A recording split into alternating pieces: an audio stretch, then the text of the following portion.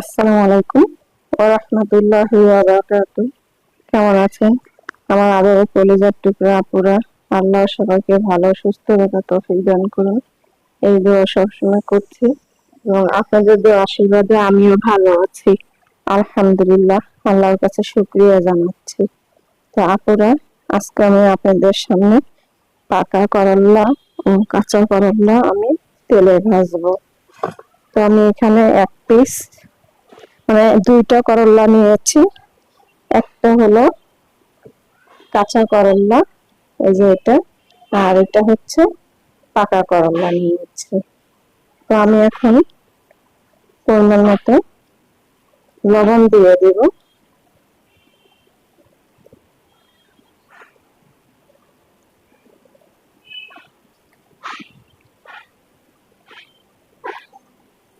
লবণ দিয়ে দিলাম, দিয়ে দিব শুকনো মরিচের গুঁড়ো এবং হলুদ গুঁড়ো,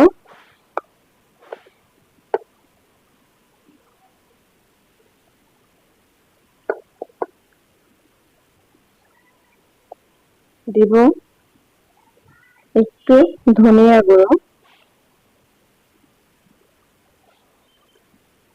এবারে আমি মেখে নিব ভালো করে। আপুরা, এইভাবে কিন্তু করল্লা তেলে ভেজে খেলে অনেক মজাদার হয় আর ভালো লাগে খেতে। তবে সঙ্গে সঙ্গে মেখে আপনারা তেলে ভাজবেন না, ভালো করে সবগুলো মশলা যেন করলার ভিতরে যায় এমন ভাবে মাখতে হবে। মেখে 10 মিনিটের জন্য ঢেকে রেখে দেবেন। তো এবারে আমি একটু সরিষার তেল দিয়ে দিব।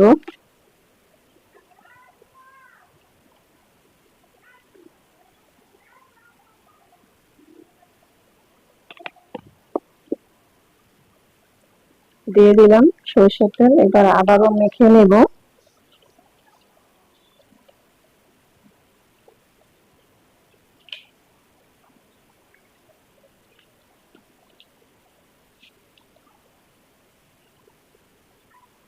ভালো করে মাখতে হবে, মেখে নিলে তাহলে করলাটা খেতে ভালো লাগবে।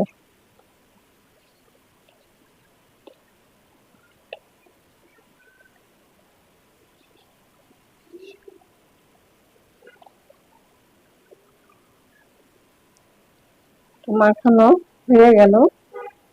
এবারে আমি 10 মিনিটের জন্য আমি ঢেকে রাখছি। ফিরে আসছি 10 মিনিট পর। আমার ভিডিওর পাশেই থাকুন, শুরু থেকে শেষ পর্যন্ত দেখতেই থাকুন। আপনারা, ফিরে আসলাম 10 মিনিট পর। আমি একটা তাওয়া বসিয়ে দিয়েছি, তাওয়ার মধ্যে আমি সরিষার তেলও দিয়েছি। তেলটা আমি হিট করে নিয়েছি। এবার আমি পাকা ও কাঁচা করলা গুলো দিয়ে দিব। বিসমিল্লাহির রহমানির রহিম।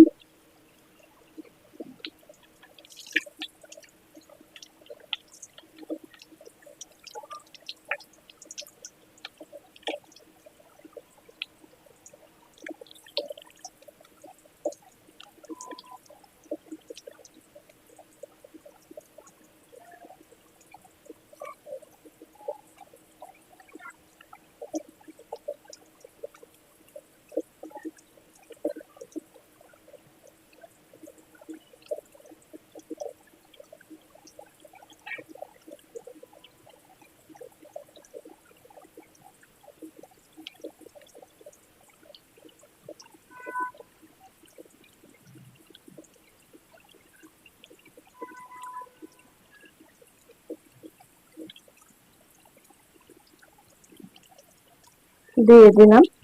এবার আমি করলাগুলো ভেজে নেব।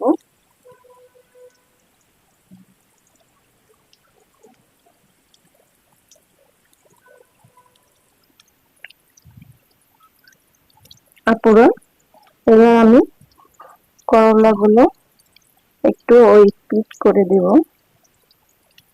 দেখুন, এক পিট হয়ে গেছে। আর একটু মোটা করে কেটেছি, যার কারণে একটু সিদ্ধ হতে সময় লাগবে। এক পাশ হয়ে গেছে, এখন আর এক পাশ হলেই হয়ে যাবে।